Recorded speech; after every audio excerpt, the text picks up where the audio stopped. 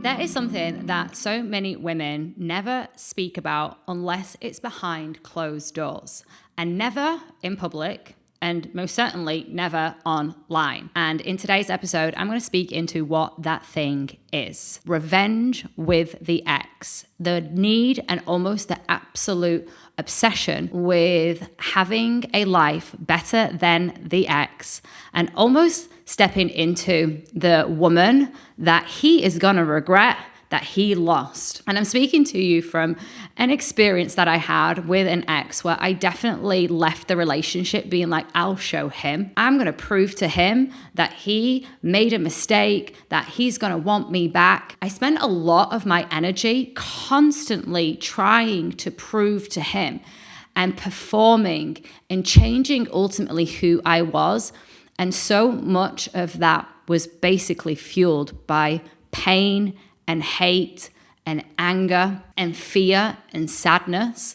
And essentially, it was coming from a survival response. What I want to share is that revenge actually is more attachment that is still playing out, but it's just very, very sneakily disguised. So for example, I know that so many women, when they've broken up with someone, they will track. They'll want to know what he's doing. They'll hang around with certain friends that they have in mutual. She'll go to certain places or go to the shops that she knows will be near to where he might be, constantly having this like curiosity around a new woman and an almost like obsession with wondering about her, wanting to know about how she dresses, maybe looking her up online and seeing what she is, what she does, who she is, and trying to understand who he has chosen next. There's like almost like a competition that plays out, and this can be unconscious, and sometimes it can just be very obvious. You know, when you're with the girlfriends, you're like, I wonder why he did that. And you're still having conversations about him. And it's like a competition to see who wins the breakup.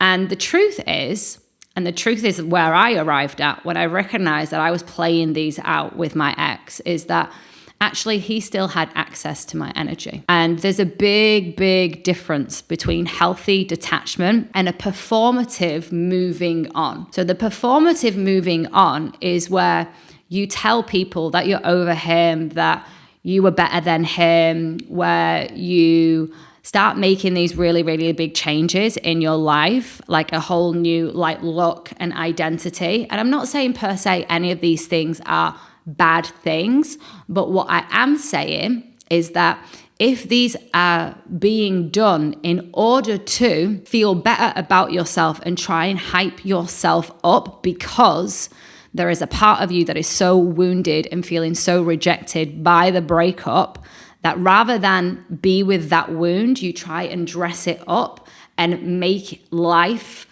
different so that it looks like you are healing and it looks like you are not the version of you that is hurt, that is in pain, still needing something from a man, like the weak woman. You don't want to show that. So instead, there's like this performative moving on. And this might even look like you getting into a relationship and being with a relationship that you know, this isn't your guy. You're just kind of using him to fill the time. You're just kind of using him to have some company. And you're also using him to prove to others, maybe not even your ex at this point, but the people around you that, oh, she's good, she's moved on. Right? That's performative moving on. Healthy detachment is actually when you can be with all of it. You can be with all of the pain, all of the fear. You can be with all of the noise that naturally comes up when you break up with someone. And you don't need per se to rush through that. You actually know that when you are in a beautiful relationship with yourself, with your pain, with the trauma that you're experiencing, because breakups are a trauma, you know that you are rebuilding inherently a new foundational relationship with yourself. And when you do that, the detachment becomes so easy because you form a new version of yourself that is stronger, more connected to who you are, more connected to your feeling body, more in touch with your emotional needs, more connected to your desires. And that version didn't exist when you were with him. Because any relationship where there is toxicity that turns into a competitive breakup would have been coming from an abandoned self that you were choosing by being with him and settling in a toxic dynamic. So when you're in a right relationship with yourself, you detach really healthily. It doesn't happen overnight, but it absolutely happens. And it's almost meant to happen. It's the beauty of a breakup is you break up with someone else, you experience your breakdown, and in the breakdown, you rebuild yourself and you create a breakthrough where you become a stronger, more empowered, more self-assured, more connected woman to herself and to life itself. More often than not, what I also see is when we're operating from the performative moving on, there's also a performance that happens by way of a product of being in competition with the new woman. So I know this really, really well. I've had a number of past relationships where it felt like 7 seconds before they were in a new relationship, and I'm still here in my pain and in my wound. And I've had a few experiences, even my big breakup 10 years ago, where when he was with his new woman, he was still in contact with me. So I'm there in my pain, and my brain can't quite compute what's going on as it is because there's so much happening and there's like so much pain happening for me and loss and grief of, being with this real life experience of grieving someone that's still alive. So all of this is moving through me, and then he's with someone else. And my brain is just going all over the shop. I have to kind of take a look and see, well, how is it that he is in that new relationship already with this new woman, and I'm here in all of this pain, and I start questioning, was it me? Was it something that I did? Was it who I was? Was it because I wasn't pretty enough? Was it because I wasn't great in bed? Was it because I wasn't funny enough, not smart enough? So all the noise comes up, and then naturally, what do women do? Well, what does she have that I don't have? And we sit in it and we swim in it. And I know for me, some men that I have been with, and I've had really big waves of an experience of a breakup with them where I've learned so much about myself, about men, and then me as well, and them women. And then they've gone on to then the very next person that they're with becomes their wife or their life partner. And it's almost like I was the woman that taught him how to actually treat women. But by the point of at the end of our relationship, there was so much that had already been done that it couldn't be undone. But then he goes on to meet someone else, and then he applies and integrates what he learned through me, and then she becomes his wife. I know for a woman that can be the most painful experience because A, you've been attached, B, you've given time and energy to this person, and you've created intimacy and connection, and you've shown them vulnerably a part of yourself. And then all of a sudden, just like that, 7 seconds later, he's in a relationship. So many women do fall into the comparison cycle. And it's natural for so many women, not fully integrated natural, but it's been programmed as natural. Why? Because we have been pit up against each other. For years and centuries, generations, women have constantly been in fear of other women, in fear of other women stealing their husbands. Women have been in fight with each other and in constant hypervigilance of each other, and always questioning, can I trust her? And how much of that woman can I truly let into my life? Of course, when a woman then gets with your ex, that dynamic comes online. Not for every woman, but for a hell of a lot of women, this is a real thing. And the deeper pain of a lot of that actually doesn't really come from the new woman and who she is, and if she in your mind, in your perception, is better than you. It actually comes from a much deeper place of where you can now clearly see what you were allowing in the relationship, how you were treated and mistreated, and how you weren't listened to, weren't cared for, weren't held, weren't given the opportunity and the space to express all of your emotions without being guilted or being blamed, or being told that you're too much and too demanding and all of the things. What actually it is like now that you see all of that, so you can clearly see on reflection, you've broken up with this guy and you're like, damn, like I really let him walk all over me like I was a doormat. And then he still chooses another woman. That is one of the biggest knuckle crunching experiences for a woman, because you realize that you self-abandoned in a relationship and you wore a mask of the woman that had no needs because you believed that you didn't have any needs, or you didn't have the confidence to express them. You didn't hold a boundary of respect for yourself. So then you overgave and you became all about him, and you wanted him to be such a yes to you that you just performed and created a mask, and then he doesn't choose you. That is the bigger kick in the teeth when a new woman comes around.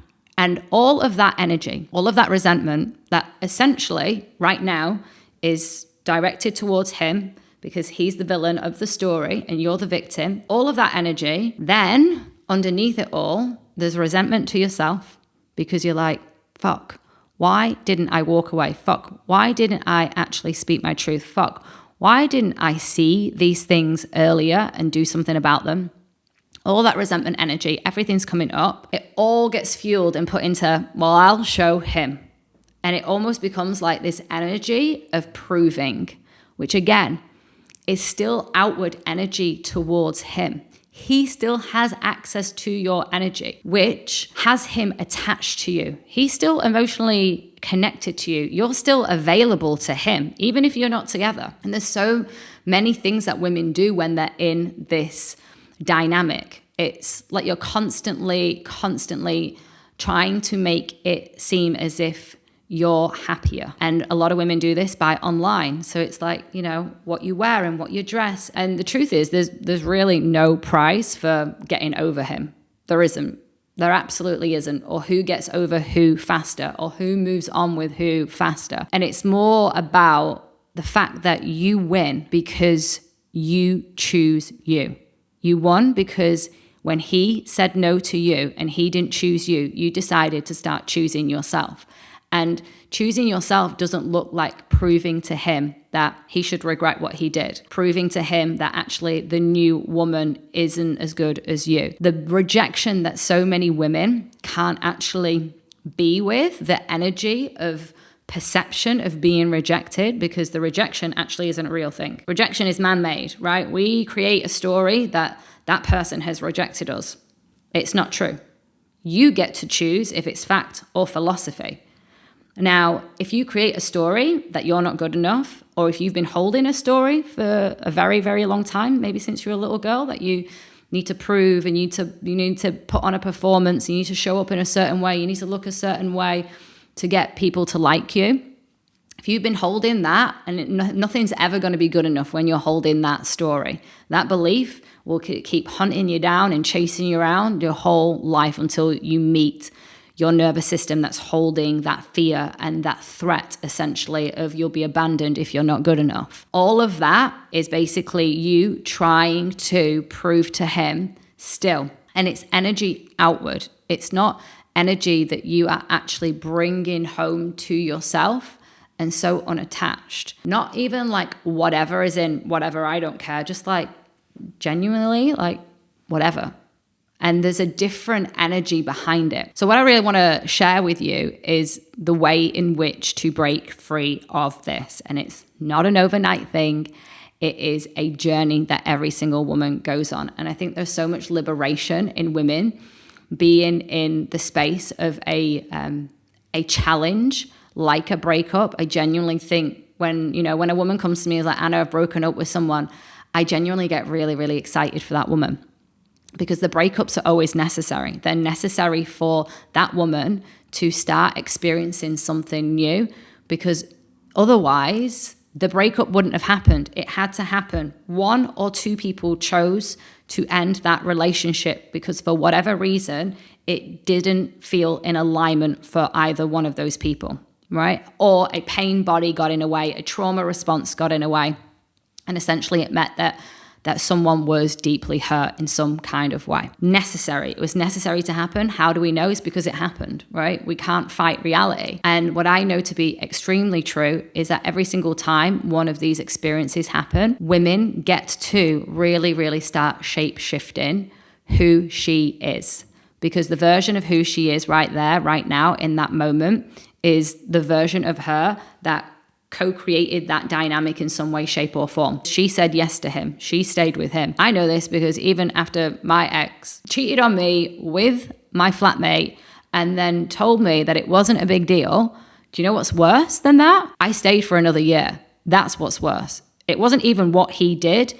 It was the part of me that said yes to what he did and then continued to overgive, try and please, try and make him love me more and try and prove to him that I was better than her. Because my complex, my insecurity complex took over my entire state and my entire way of being. The only way to break free and through this is to experience the pain. Why? Because you got to get forced to look at some things that so many people avoid looking all day, every day at. The way in which behind the scenes, not even in your conscious mind, the subconscious programming, all of the shit and all of the noise that so many women walk around telling themselves about themselves, and then looking outside of themselves, looking for a man to say, hey, you're amazing. I love you. You're the best thing ever.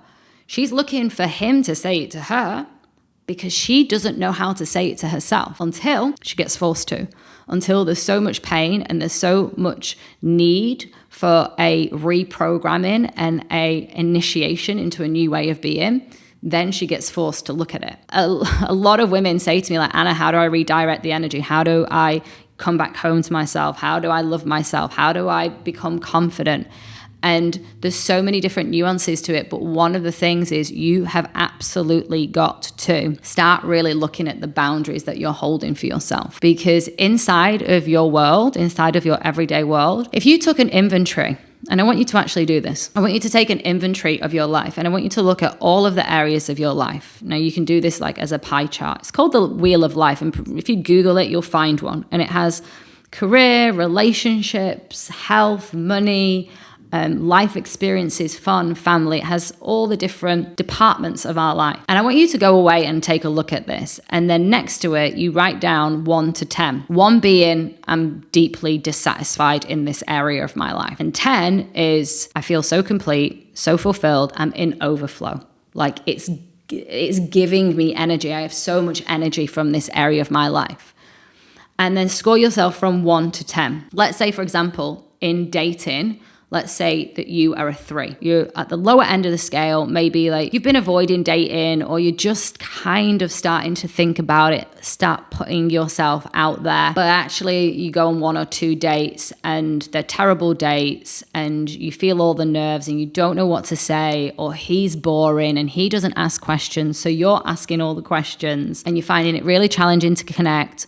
Or it goes quite well and you can see some sort of possibilities and you get a little bit excited about it, but then you don't hear back from him and then you're like, fuck this. So you're a 3 as an example. You get to score it. Then the question would be, from a 3 to a 10, who do I get to become? Because the version of you that got to a 3 is the version of you that's holding certain thoughts and feelings and belief systems about yourself. You get to really start bringing your energy back to you in all areas of your life. So rather than spending your time looking at what your ex is doing online or kind of checking in with your friends to see like if they know anything about what he's doing, you just hit fucking unsubscribe to all of that.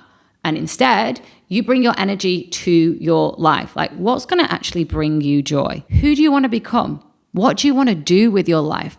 What is going to really, really excite you in 1, 2, 3, 4, 5 years' time? What is it that every single day that you can actually start to be with yourself, with your energy? And what I mean is like not doing anything specific, but it's like, how do you want to like walk around your living room? How do you want to wake up when you step out of bed? Like, what is it that you want to actually feel when you live each and every single day? How can you make even the mundane days really, really great?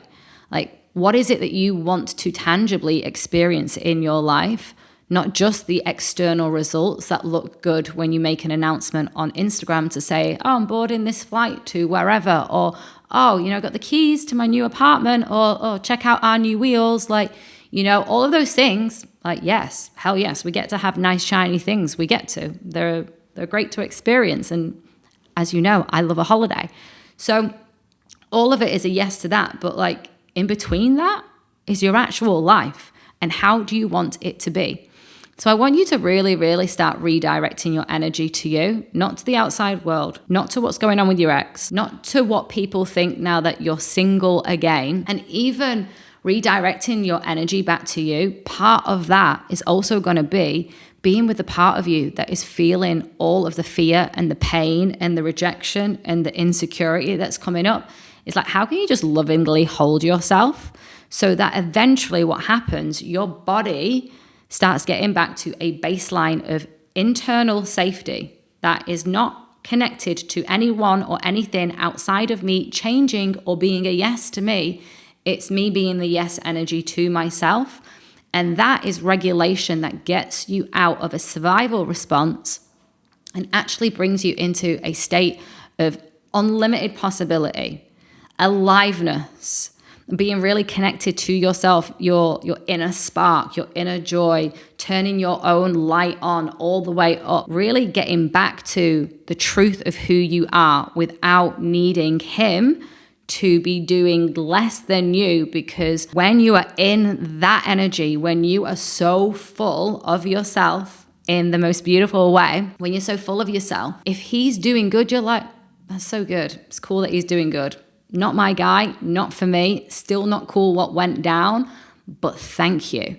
Thank you. Thank you for being you. Thank you for the pain. Thank you for the pain that we co-created together, because I got myself back to me. I hope that this episode really, really landed for you. It was so beautiful for me to bring it to this space. It's been something that I've wanted to speak into for a really, really long time. If you did enjoy this episode, I'd love a comment for what landed for you and a 5-star review. And if you're not following me already, then please hit subscribe.